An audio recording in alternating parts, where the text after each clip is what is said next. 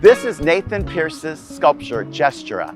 And Nathan has the distinction of being on the very first sculpture walk in 2014, as well as being 3 other times included in our exhibit.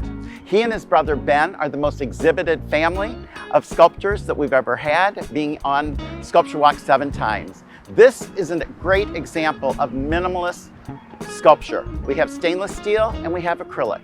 And he's combined these to give us a sculpture that is full of energy, the sweeping, wonderful arc here that cradles a piece of acrylic, and then we have the circular piece, which is very much like what his brother Ben had last time, which was an infinity type of sculpture where there is no beginning or end.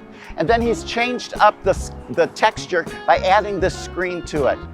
It's really a wonderful piece. It really shows how sculptors can hone their skills using materials that are very familiar to them.